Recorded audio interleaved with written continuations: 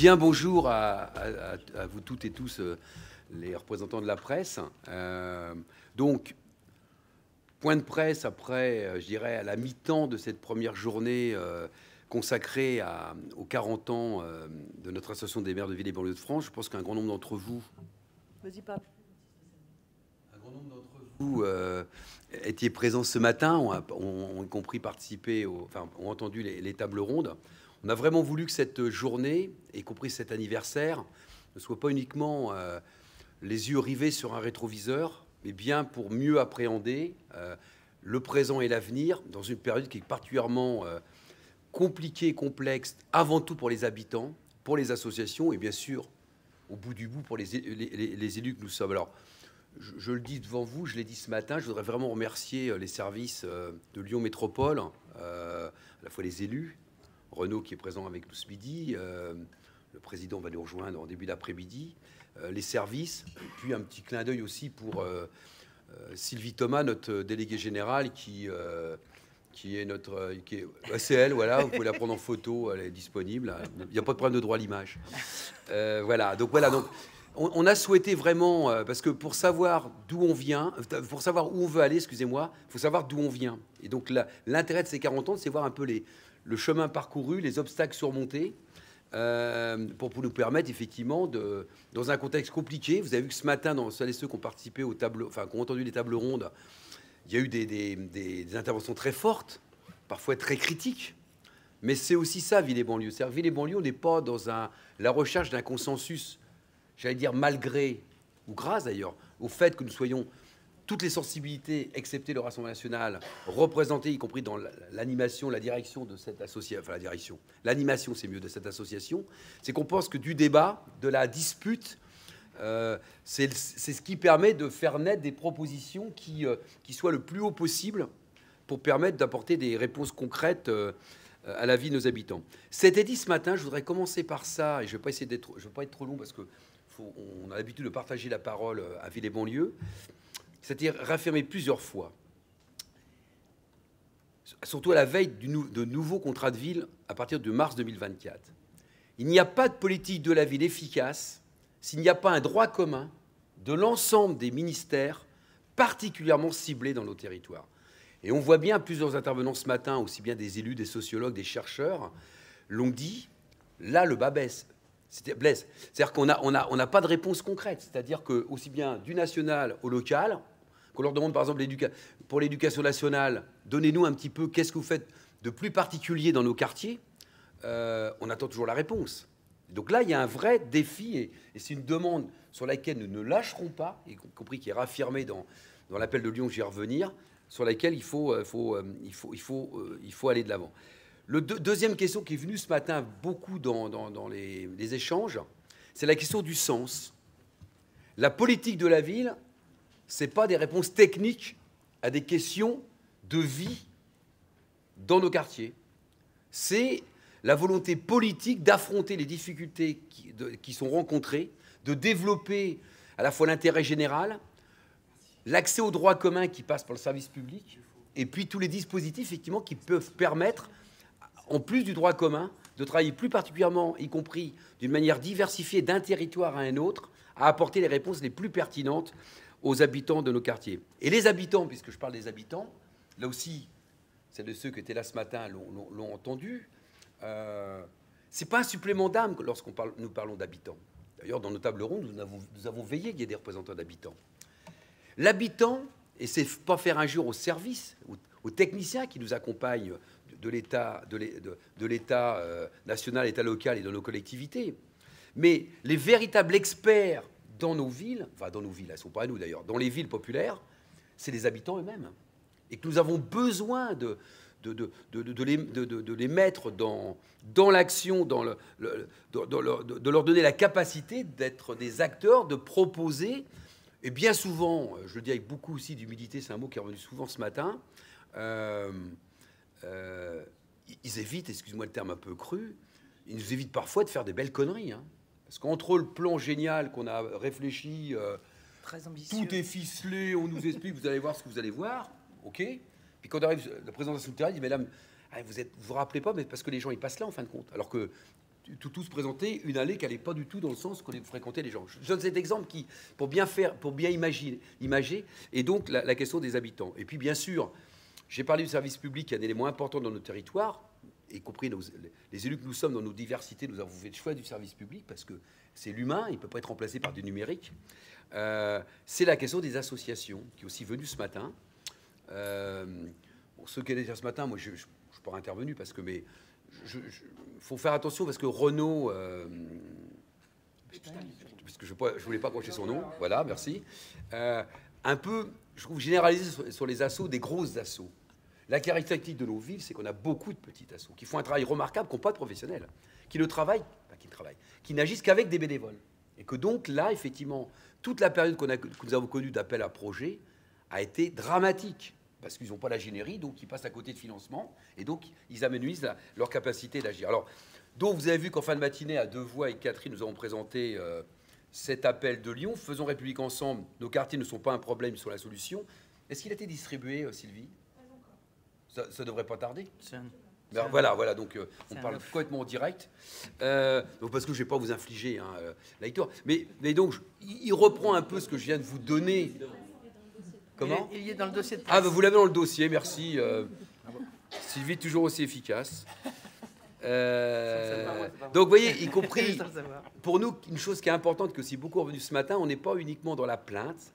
On dit ce qu'on a à dire, on dit qu'on n'est pas content, que nous ne sommes pas contents. Mais nous affirmons, y compris à partir de l'expérience de nos territoires, que nous avons des intelligences extraordinaires dans nos territoires, des expériences qui sont très positives, et que la question qui est posée, il faut que l'État l'entende, que quand des expériences positives se passent dans plusieurs territoires, et bien que la question de la généralisation est posée, et que derrière, effectivement, nous avons besoin, pour le faire, d'avoir l'appui de l'État. Ce qui n'est pas toujours retard. Vous avez vu, il y a 5 grandes thématiques. Il y a l'éducation, la tranquillité, la sécurité publique, la formation professionnelle, plein emploi durable et entrepreneuriat, la rénovation urbaine et la transition écologique et énergétique. Mais Anne-Claire, certainement, s'exprimera. Mais on ne veut pas être les oubliés, que les habitants des quartiers soient les oubliés de cet enjeu. Et on le voit bien, la température que nous avons encore aujourd'hui à Lyon. Mais je vous rassure, je vous rassure pas d'ailleurs, on a la même à Alonne. Et je suis sûr à Château-la-Vie, ça va être pareil. Non. Il fait plus froid, toi? Non, moi je lutte très bien contre le réchauffement climatique, j'ai avec 2. Bon, il est avec 2, voilà. Donc voilà un petit peu ce que je voulais dire. Et donc, y compris notre démarche et 40 ans, ça s'inscrit également dans la suite de l'appel de Grigny. Ceux qui étaient là, le premier, Jean-Louis Borloo, avec sa verve habituelle, à pointer, à montrer vraiment les écueils auxquels, pour être gentil, auxquels nous étions confrontés. Et donc, vraiment, ville et banlieue, dans ce jour où nous fêtons le 40e anniversaire, nous avons la volonté d'être des élus dans nos diversités, utiles aux habitants, utiles aux associations, utiles à la République, parce qu'il n'y a pas de République possible dans ce pays si on ne fait pas République, particulièrement dans nos territoires de quartier. Catherine? Ah oui, vous êtes Renaud? Oui, allez-y. Comme tu es la force accueillante. Non, puis je passerai la parole évidemment à Catherine immédiatement après. Bon, d'abord vous dire que c'est pas un hasard que ce soit la métropole de Lyon qui accueille les 40 ans. Alors pas simplement parce qu'on a le siège de Ville et Banlieue et on est très heureux de l'avoir sur notre territoire. Et c'est quand même un petit clin d'œil à Sylvie et c'est important quand même de rappeler effectivement tout le travail qu'elle a fait pour cet anniversaire et cet événement. Je crois que c'est important. Non, ce territoire, il s'est démarqué dans l'histoire, dans les 40 dernières années, par des initiatives, certaines dans l'urgence et d'autres qui sont nées des habitants et des habitantes. Je veux dire, on ne peut pas parler des 40 ans d'une association comme Ville et Banlieue, de 40 ans de la politique de la ville, sans avoir à l'esprit ce qui s'est passé il y a 40 ans à Vénissieux, à la fois par l'événement des grèves de la faim, mais qui a donné lieu à la marche pour l'égalité et contre le racisme. C'est quand même un point aussi important. On est beaucoup sur ces 40 ans-là. Rappelons quand même que c'est un événement majeur, porteur d'espoir, qui donnera lieu à des désillusions. Il faut quand même aussi en être pleinement conscient, mais qui était un mouvement de non-violence. Donc c'est aussi important de revenir à ce moment des années 80. La situation d'aujourd'hui n'est plus du tout celle des années 80. Entre-temps, évidemment, la désindustrialisation qui a touché quand même davantage nos quartiers populaires, il faut le dire, et les inégalités qui n'ont cessé de s'accroître. Aujourd'hui, quels sont nos enjeux? L'appel de Lyon les résume parfaitement. D'abord et avant tout, un enjeu d'éducation.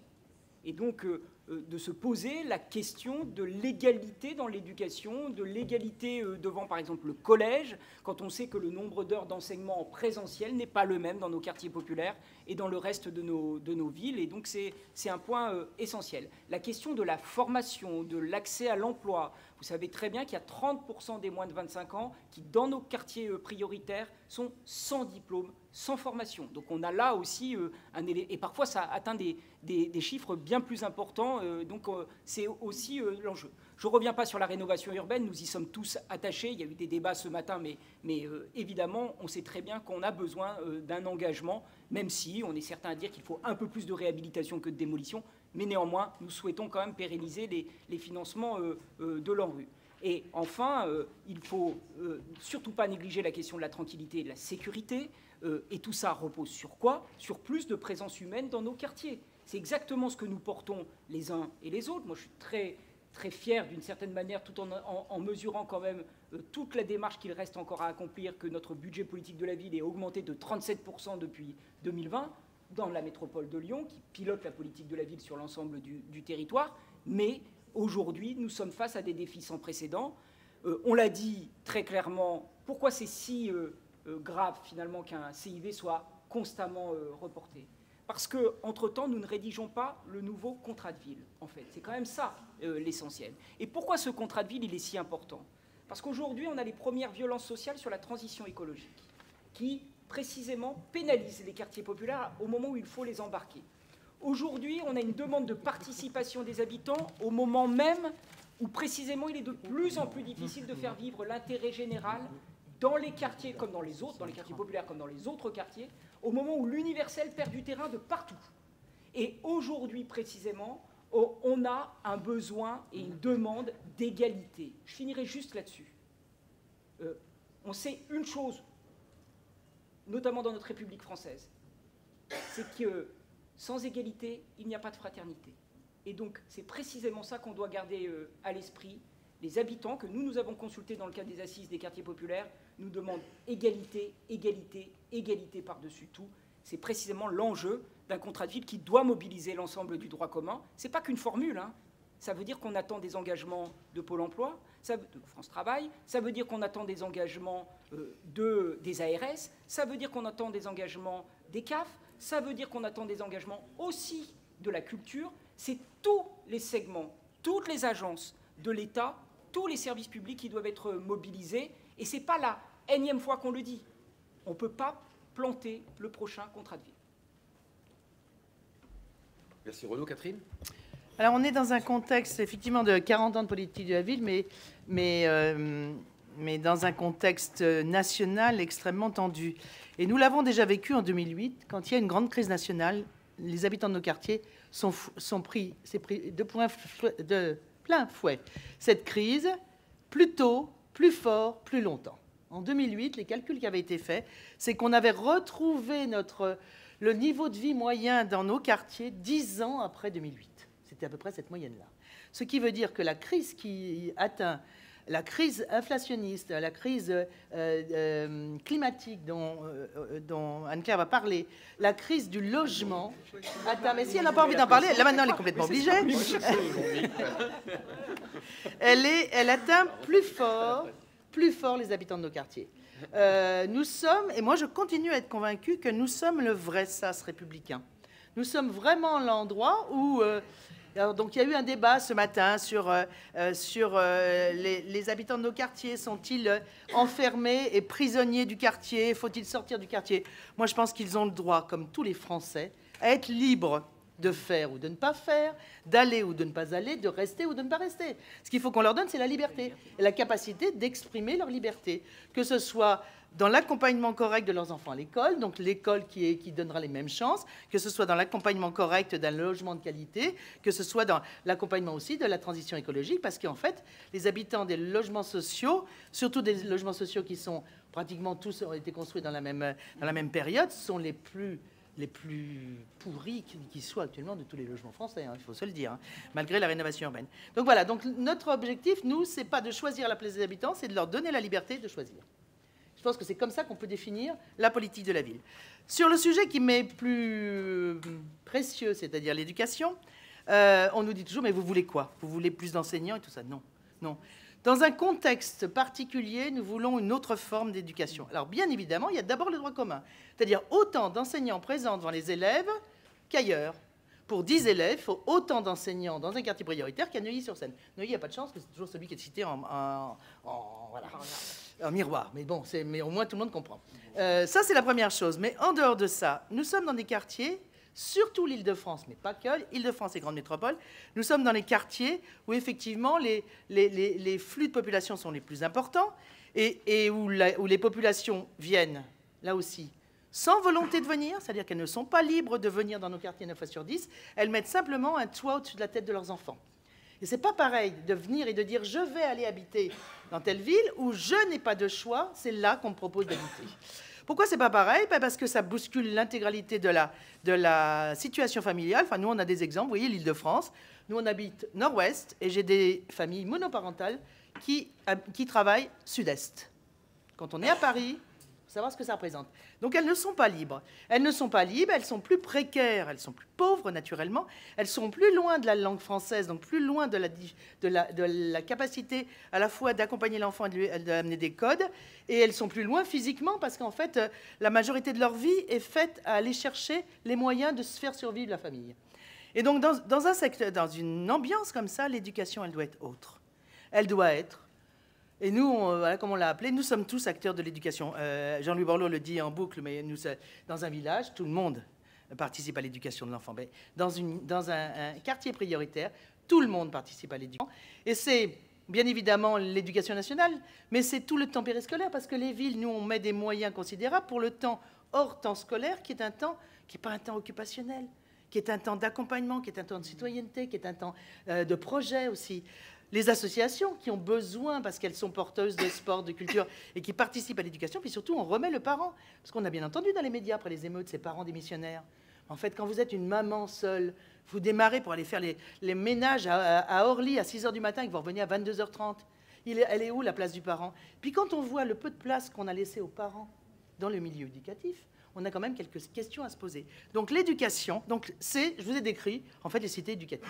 La cité éducative, c'est nous sommes tous acteurs de l'éducation. On porte un projet éducatif différent, certains étant responsables de l'enseignement, d'autres de l'éducation, mais on est tous ensemble porteurs d'une éducation positive où chacun reprend sa place. Et dans les cités éducatives qui marchent, que maintenant certaines ont été créées depuis 2019, on s'aperçoit que les relations interhumaines et le sentiment que l'enfant est bien au cœur de ce projet sont extrêmement développés. Et c'est entre autres ce qu'on demande, c'est-à-dire que tous les territoires qui sont porteurs d'un projet comme ça doivent obtenir un projet comme ça. Fini sur la cité éducative. Toi. Anne-Claire, elle a été préparée quand même. Bon, je ne vais pas vous parler climat.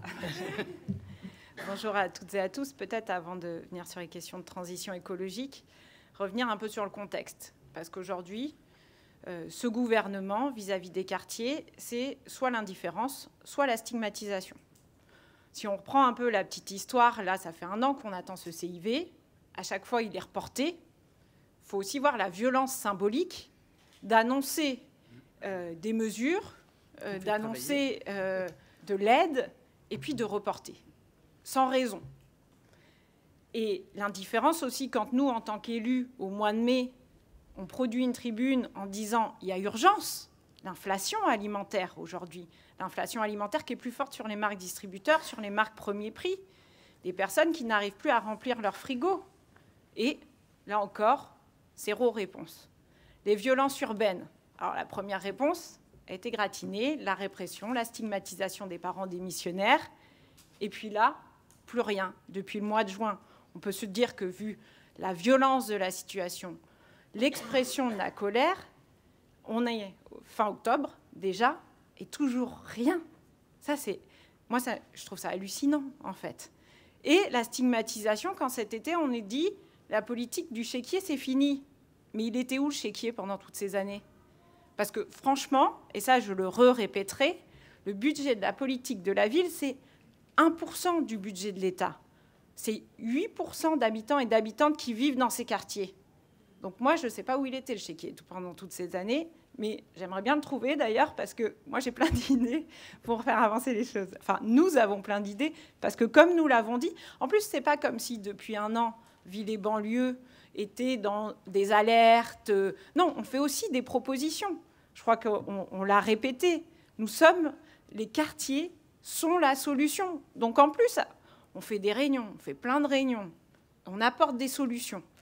Et à chaque fois, le CIV est repoussé. On dirait que le gouvernement, ils ne savent pas comment régler le problème.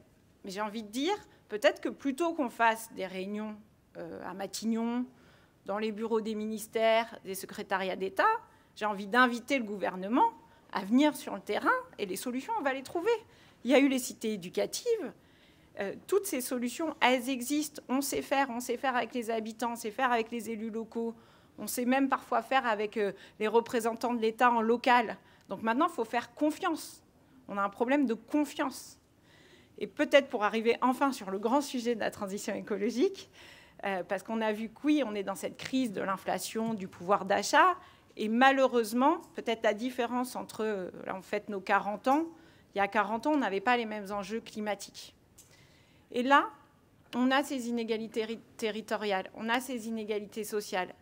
Et ce changement climatique crée une nouvelle inégalité parce qu'encore une fois, c'est la double peine.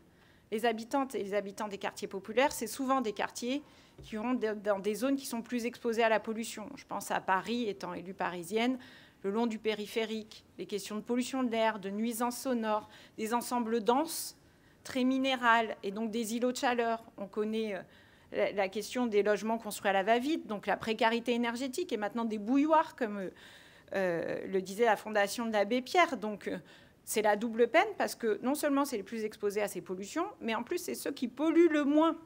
Donc il faut faire rentrer aussi cette notion d'inégalité climatique dans la politique de la ville et pouvoir donner les moyens à chacun et chacune de se prémunir de façon équitable de cette crise climatique. Il faut un droit à l'environnement pour pouvoir faire en sorte d'avancer. Il faut pouvoir adapter. Et pour ça, l'ANRU, et on est très, très fiers, ravis d'accueillir la présidente de l'ANRU, Catherine Vautrin, qui interviendra sur une table ronde cet après-midi, avec qui on travaille sur comment aussi repenser l'ANRU pour pouvoir faire en sorte que cette ANRU, ce soit aussi un outil qui permette de transformer les quartiers.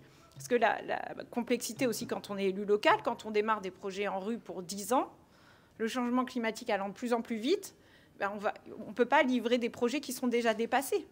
Donc il faut qu'on soit en capacité d'avoir un ANRU, parce que les 12 milliards qui étaient, je ne sais plus, 3-4 milliards au début, en fait, ça date d'il y a 10 ans. François Hollande. Mais on n'a pas remis réellement d'argent dans l'ANRU. On a débuté un programme il y a 10 ans, qui est en cours de réalisation, mais depuis 10 ans, le seul argent qui a été ajouté à cette ANRU, c'est pour pouvoir aller jusqu'au bout du programme, parce qu'en fait, on met tellement longtemps qu'il y a une inflation qui fait qu'on doit pouvoir boucler ces programmes. Mais depuis 10 ans, il n'y a pas une nouvelle ANRU, on n'a pas repensé la ville. Et donc, aujourd'hui, on doit repenser cette ANRU, non seulement pour améliorer le cadre de vie des habitants, mais aussi pour faire en sorte que ce ne soient pas les premières victimes du changement climatique. Et je voudrais vraiment rebondir sur cette question de liberté, parce qu'on parle de mixité, de peuplement. En fait, à un moment, notre enjeu, c'est aussi de pouvoir donner cette liberté aux habitantes et aux habitants des quartiers populaires, parce qu'il y en a marre qu'on leur dise toujours quoi faire, en fait. Ils savent le changement climatique, donc donnons-leur les moyens et tout ira bien. Et c'est vrai que finalement, sans le faire exprès, on a réussi à nous tous, et après je passerai la parole à mon collègue Damien Alouche, mais en fait, on vous a parlé égalité, fraternité et liberté. Donc, en fait, on ne l'a pas fait exprès, mais on voit à quel point cette devise, il ne faut pas l'oublier, et en particulier pour nos quartiers. C'est clair, Damien ? Oui, je pourrais faire laïcité, solidarité, je pourrais boucler... Non, il y a donc le CIV qui devrait arriver le 27 octobre, pendant, je le dis en passant, les vacances scolaires, si je ne dis pas d'ânerie, parce que tout le monde est là, du coup c'est plus simple à organiser. Avant que vous posiez la question de savoir qu'est-ce qu'on attend de ce CIV, déjà, on attend à ce qu'il se tienne. Ça, c'est la première chose. S'il pouvait se tenir, ce serait la première des victoires. Ensuite, sur le fond comme sur la forme. Et ce n'est pas inintéressant au final que ça arrive au moment où Ville-et-Banlieue célèbre ses 40 ans de militantisme au plus près des habitantes et des habitants du territoire. Moi, je suis un jeune maire, donc je dis jeune par rapport au mandat, hein, ça fait 3 ans que je suis maire, et ça me permet de ne pas être que dans la tête dans le guidon du quotidien de la formidable ville d'Épinay-sous-Sénart, mais de pouvoir prendre aussi des bulles d'oxygène. L'intérêt d'une association, c'est aussi pour les élus d'avoir de la nourriture autre que de la quotidienneté à laquelle on est toutes et tous forcément confrontés, et c'est bien normal. Et grâce à ces bulles d'oxygène, d'échanges avec d'autres élus qui, eux aussi, partagent leurs galères, leurs angoisses, leurs doutes, leur optimisme, leurs projets, eh bien, même si je vais parler avec le maire d'Allonne ou de Chanteloup-les-Vignes ou de Trézalé ou de Grigny, eh bien, ça nous permet à nous autres de respirer un peu et puis de prendre des bonnes idées. Alors déjà, l'intérêt de Ville-et-Banlieue, c'est déjà de donner des idées aux élus pour les habitantes et les habitants. Et c'est pas rien. Et c'est pas rien quand on connaît le quotidien des élus. Après, il y a 3, parce que je crois que on a une photo à prendre à l'extérieur et qu'on a attendu. Donc, 3 axes, 3 sujets que je voulais aborder avec vous. D'abord, la question de l'emploi. L'emploi dans le quartier. On vit une injonction paradoxale incroyable. Dans la parole présidentielle de quartier 2030 à Marseille, où il ne s'est absolument rien dit fondamentalement sur les quartiers, il y avait quand même la question de l'emploi dans les quartiers. Et ça, pourquoi pas, on peut y travailler. Il se trouve qu'il existe une expérimentation au sein, pas que des quartiers d'ailleurs, mais un peu partout, qui s'appelle Territoire zéro chômeur longue durée. Qu'est-ce que Territoire zéro chômeur longue durée? Ça permet à des personnes éloignées de l'emploi de répondre à des besoins du quartier et du territoire en montant et en créant des entreprises à but d'emploi au sein des quartiers. D'un côté, on nous explique qu'il faut développer dans les quartiers l'entrepreneuriat, why not? De l'autre côté, on a une solution qui existe déjà et qui fonctionne, mais la solution qui existe déjà et qui fonctionne, dans le plan, dans le PLF 2024, qu'est-ce qui se passe? Le budget baisse de 20 millions d'euros, ce qui met en danger les territoires zéro chômeur qui sont déjà en place, et celles et ceux qui voudraient y rentrer. Donc on est dans une injonction paradoxale. On ne peut pas d'un côté nous dire l'entrepreneuriat dans les quartiers, c'est important, car oui, alors la question de l'emploi, sur la question de l'utilité sociale, et ça, Territoire zéro chômeur le porte très bien, et puis pour une question de revenus, c'est aussi déterminant. Je sens qu'on est sous la pression, là. On sent qu'on a une photo, là, on me regarde avec des yeux. On est large, alors? Non, vas-y, continue. Pardon. Oui. Donc la question de l'emploi déterminante. Et donc je vais vous expliquer avec un exemple à quel point on est bien souvent sous les injonctions contradictoires. Après, vous avez la question du sport. Dans quelques mois, ça vous aura peut-être échappé, mais on reçoit les Jeux Olympiques et Paralympiques à Paris. Attends, excusez-moi, je fais une petite pause. Je suis désolée. Vas-y. Désolée. Non, mais c'est pas grave, c'est pas grave. C'est juste parce que là, il y a vraiment urgence. La photo, c'est dans 5 minutes. Eh ben, vous allez voir. Comme ça. Vous allez voir. On fait photo et on revient. Il vaut mieux revenir. Bah oui, on revient. Bien, qui peut me dire si tout le monde est là, s'il vous plaît? Non, il va y casser la rue. Comment on fait avec le machine? Alors, on est comme son chef d'orchestre devant.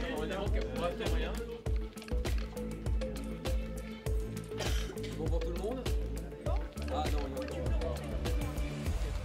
Bien, donc voilà, dans quelques mois, nous allons accueillir sur le territoire national les Jeux Olympiques et Paralympiques. Que les choses se mettent en place. Il y a eu un gros travail qui a été fait, notamment avec l'association Via Agile et avec Catherine, sur la question des Jeux Olympiques et Paralympiques dans les quartiers. Alors, je ne sais pas à la fin comment on atterrit, mais en tout cas, je crois savoir qu'il y a une réunion qui se tiendra à l'Élysée lundi, avec la ministre des Sports, qui semble être, pour le coup, qui a très envie de faire de ces Jeux Olympiques et Paralympiques, au-delà d'une réussite sportive, mais une réussite populaire, parce que jusqu'à maintenant, on peut dire qu'on passe complètement à côté du sujet. C'est-à-dire qu'on essaye par tous les moyens, et on a inventé des choses sur le territoire, on a inventé les Olympiades, avec grande difficulté d'ailleurs, parce qu'au départ, on n'avait pas le droit de les appeler les Olympiades, souvenez-vous les amis, parce que le COJO nous interdisait d'appeler ça des Olympiades, parce que comme on n'était pas Coca et qu'on ne payait pas de redevance, on n'avait pas le droit de l'appeler. Donc on leur a dit, bon appétit, venez nous interdire et venez nous mettre des amendes, on va s'en parler après. Mais c'était pour vous donner un petit peu l'idée de l'ambiance qu'il y avait au tout départ. Ça s'est un peu amélioré. Au-delà de la question du spectacle, et c'est bien normal que les habitantes et les habitants profitent du spectacle des athlètes et des enjeux qu'il peut y avoir. Il y a aussi la question de la pratique sportive, et que c'est bien ça l'essentiel. Et qu'au-delà de la question des JOP, c'est évidemment la question de l'héritage. Et comment est-ce qu'on inscrit sur le temps long dans nos quartiers la question de la pratique sportive, évidemment pour les jeunes, mais pas que pour les jeunes, pour les seniors, pour les familles, là où on sait déjà qu'on a des territoires qui sont carencés. Donc on a obtenu, il faut le dire aussi, les choses qu'on a réussi à obtenir auprès de l'Agence nationale des sports et du ministère des Sports, tout un programme et de rénovation et de nouveaux, aidez-moi les amis, de 5000 nouveaux équipements sportifs de proximité. Ça a été aussi le fruit d'échanges qu'on a eu à avoir avec l'ancienne ministre des Sports et l'ANS, parce que nous avons des territoires qui sont carencés. Et encore pas que sur la question de la jeunesse, vraiment, même sur la question des 0-3 ans, sur la question des seniors, la place du sport, elle doit être centrale dans nos quartiers, et les Jeux olympiques et paralympiques doivent être le moyen et le moment pour, j'allais dire, sanctuariser des choix sportifs ambitieux pour notre pays dans les 10-15 prochaines années. Et puis la question de la culture, où là encore, dans nos quartiers, beaucoup de choses se font. Alors évidemment, il y a des artistes, évidemment, qu'on met en avant, et je crois que ce soir d'ailleurs, on aura l'occasion d'en écouter des artistes issus de Lyon et de la banlieue lyonnaise. Donc on a des expressions qui sont vraiment éminemment intéressantes.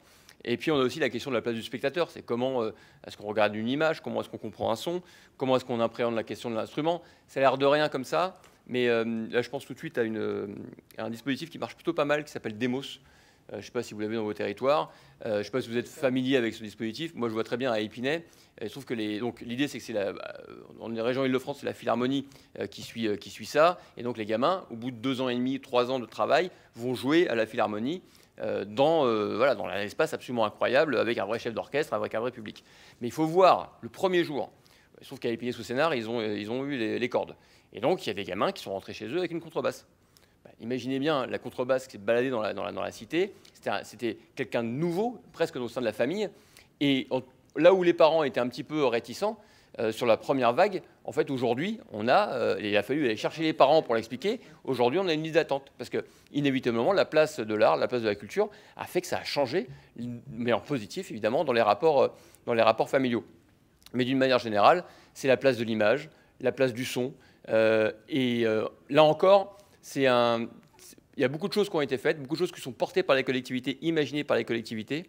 Mais là encore, on a beaucoup de choses à faire. Et typiquement sur un CIV, on attend que ce CIV-là, au regard, et nous on est très confiants, on est inquiet sur la date, mais on est confiant sur le fond.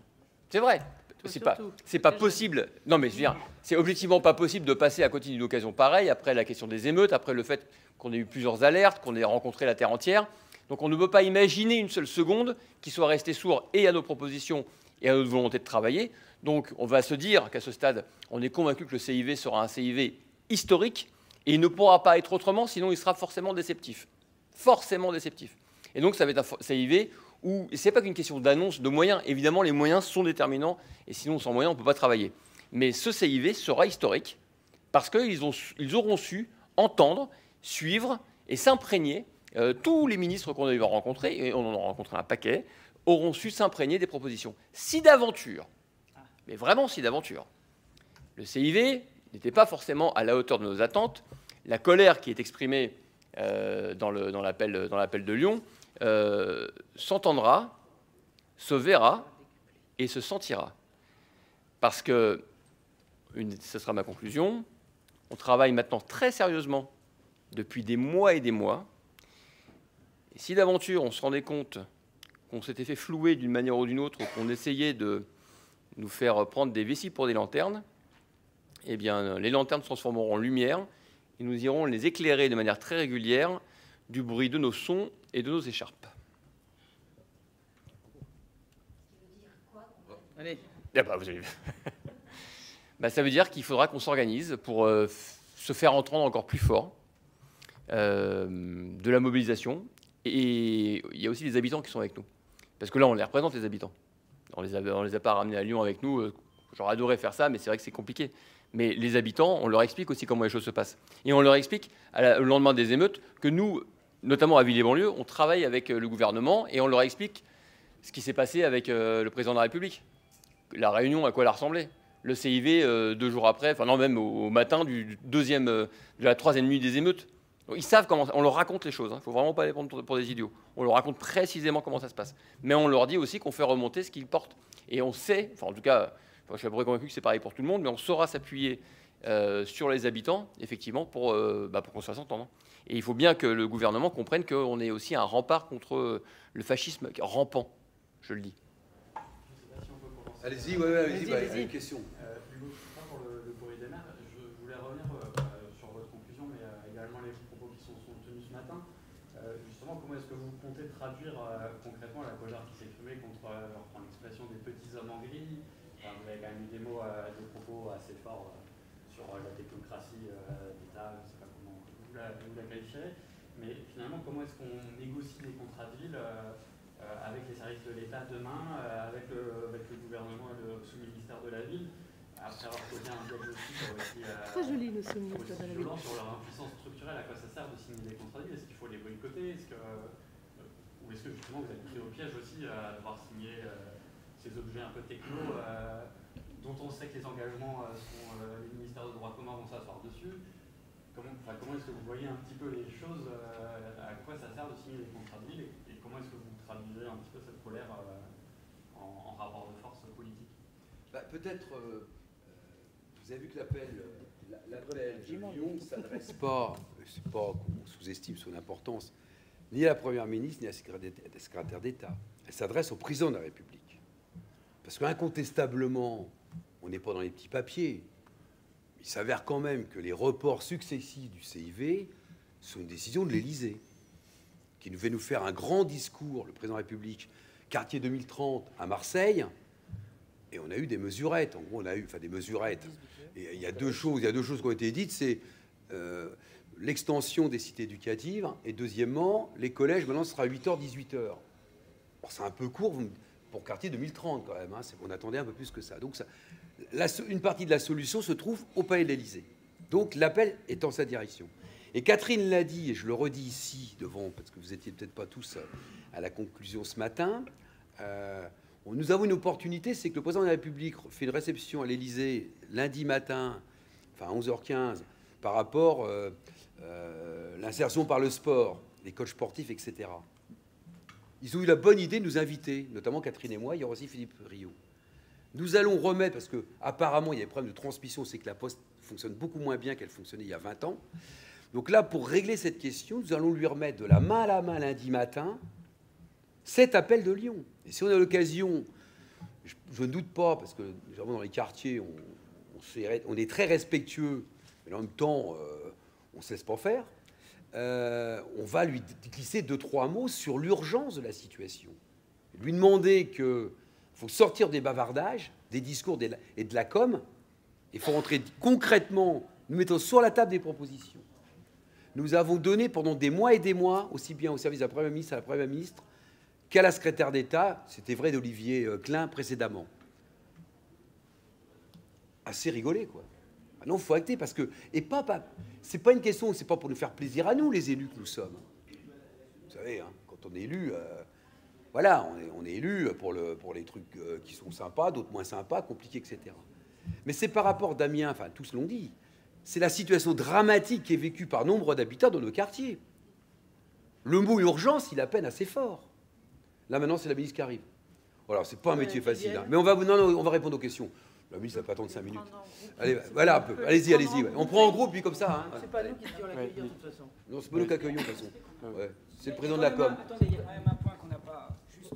Peut-être qu'on prend les questions. Ah, pardon, on prend toutes les questions. Prenez les questions. Parce que sinon, On va pas s'en sortir. Damien Louche, c'est un avertissement. Ce que vous avez dit à la fin de votre Bah oui. c'est un avertissement. Ouais. Quand vous dites, C'est un état d'esprit. on se fédère entre nous, les locaux, mais les habitants sont aussi avec nous. Bien sûr. C'est un avertissement qui est clair. Enfin, Ah oui, très clairement, mais c'est la réalité de ce qu'on vit. Ça a été dit il y a 2 secondes par Gilles. Au matin des émeutes, qui sont les premiers habitants qu'on a vus qui ont passé des nuits blanches et qui pleuraient quasiment dans nos bras? C'est les habitants des quartiers. Hein. Donc si on n'est pas en capacité, on leur explique qu'on n'a pas encore de réponse de la part du président de la République parce que ce n'est pas encore complètement le moment, et c'était le moment pour eux d'avoir très peur et pour d'avoir des enfants qui n'ont pas dormi pendant 3-4 nuits. Enfin, je crois que c'est toi qui le disais ce matin, on n'en parle plus.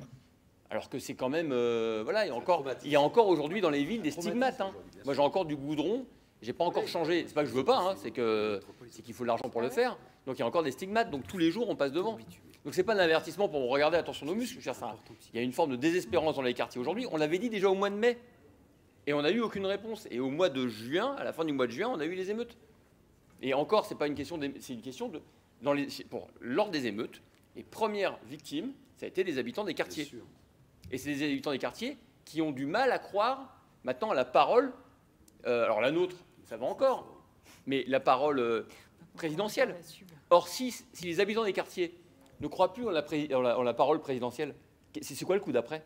Quand on va aller se mobiliser pour aller voter pour un tel ou un tel, parce que vous avez bien compris qu'on ne défend pas forcément la même chapelle, mais c'est la chapelle républicaine qu'on défend. Et cette chapelle-là républicaine, s'il n'y a personne pour aller la défendre, ou en tout cas si le verbe et l'action elle est abîmée, qu'est-ce qui reste derrière? Donc c'est ça qu'il faut qu'ils prennent en... Et c'est pas un avertissement pour dire attention, vous allez voir ce que vous allez voir. C'est attention, vous allez voir ce que vous allez voir. Pas demain matin, ni après-demain, mais dans quelques mois, quelques années, à l'aube des prochaines élections présidentielles. C'est là où ça se jouera. Et s'il n'y a pas de réponse forte et puissante, c'est pas attention, vous allez voir les maires, ils vont pas être contents. Non, non, non. C'est les habitants eux-mêmes qui, par leur abstention, ou alors même par des votes qui pourraient être considérés presque contre nature, qui l'exprimeront. Parce qu'il n'y aura pas eu la question de la tranquillité publique et de la sécurité réglée dans les quartiers. Parce que les points de deal n'auront pas bougé. Malgré les effets de manche et les effets les grands discours, le quotidien des habitants, c'est celui-là aujourd'hui. Donc ce n'est pas l'avertissement de Damien Alouche, le maire des Pays-du-Sénard, ou de Villers-Banlieue. C'est juste l'avertissement de ce qui va arriver. Et on le voit arriver gros comme une baraque. Non, je voulais quand même vous dire, enfin juste un point quand même, parce que la question c'était, vous signez pas? Bon, je ne crois pas que ce soit l'état d'esprit de Villers-Banlieue. Il faut quand même qu'on dise, et puis de nous toutes et nous tous. C'est-à-dire qu'on est aussi dans un... On représente les habitants, évidemment. On est tous en position, chacun et chacune en position de responsabilité, il n'y a aucun doute là-dessus. Mais quand même, on a des signes et des vents contraires. Hein. D'abord, le report et effectivement l'humiliation du report du CIV. Mais il y a aussi toutes nos politiques qui font la cohésion de nos quartiers. Et on ne peut pas passer à côté de la politique du logement. Enfin, une bonne partie de tout ce qu'on dit repose sur nos bailleurs sociaux, qui, aujourd'hui, n'arrivent pas à avoir une politique de relogement du premier quartile de notre population. Et c'est quand même bien ce qui nous concerne au plus haut point, ce qui est le cœur même à la fois de problématiques dans les quartiers, mais aussi qui est le nerf de la guerre du logement social.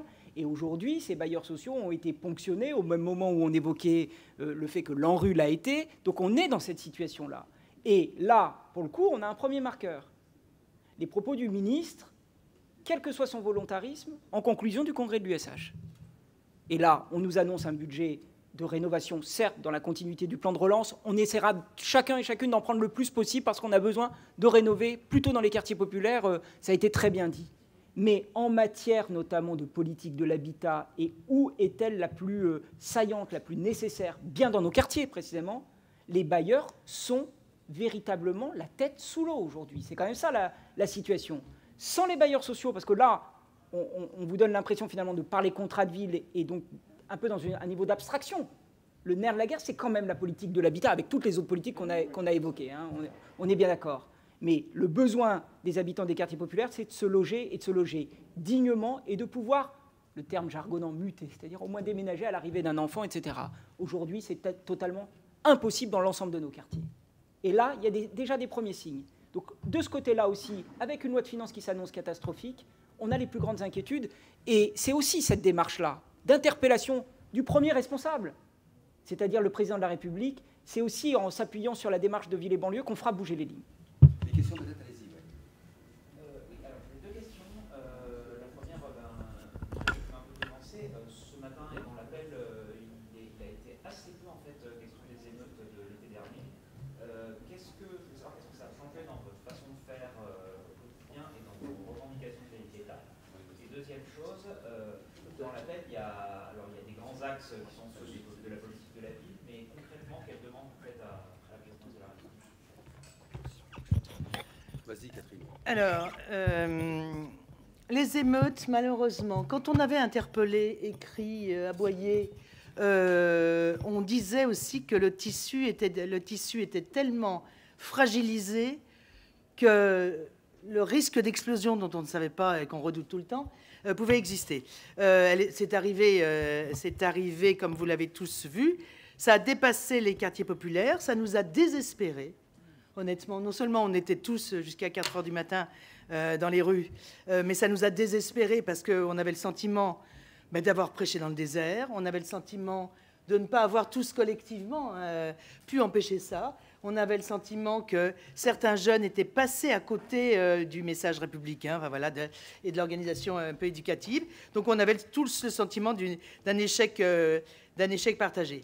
Mais ce qui nous a le plus touché, je pense, c'est la stigmatisation de nos habitants. En tout cas, c'est ce qu'ils ont vécu, ce qu'ils nous ont fait revivre. On ne fait pas un CIV maintenant, on ne fait pas de la politique de la ville post-émeute, nous. Hein. Ça, c'est le gouvernement qui fait ça. Nous, ça faisait un bout de temps qu'on était dans une programmation et dans une ambition pour les quartiers populaires. Il y a eu des émeutes, c'est dramatique, mais ça ne peut pas être la seule lecture de l'avenir de la politique de la ville et de nos quartiers. On sait très bien que les réseaux sociaux... Alors, vous voyez, il y a un truc dont personne n'a parlé, une connerie. Une connerie 2023. Personne ne s'est posé la question, en faisant un bac 2 mois plus tôt, en fermant les collèges parce qu'il y avait les brevets un peu plus tôt, personne ne s'est posé la question de ce que faisaient ces enfants dans la rue pendant 2 mois. Donc on nous emmerde pour faire des projets pendant les vacances extrêmement costauds d'accompagnement des jeunes, l'éducation nationale et du périscolaire pendant le temps. L'éducation nationale prend les gamins et les accompagne pendant un temps donné. Et puis là, mai-juin, tout le monde était dans la rue. Enfin, moi, ma grand-mère disait, l'oisiveté est la mère de tous les vices. Mais oui, on avait des populations, c'est pour ça que ça a commencé par les populations les plus jeunes, on avait des populations qui étaient sans rien, et qui traînaient. Qui traînaient alors que personne n'avait... Vous voyez, ça, c'est les tuyaux d'orgue de la politique française. Hein. Personne n'avait imaginé que ce post-bac, ce bac trop tôt et tout ça, cette absence de cours pendant 2 mois, parce que ça a été 2 mois, devait être pris en charge par les uns et par les autres, et on devait continuer une politique d'accompagnement, pas seulement de l'occupationnel. On ne s'est pas posé la question, pourquoi c'est arrivé fin juin, à votre avis? C'était les mêmes qui étaient dans la rue à 4 heures de l'après-midi.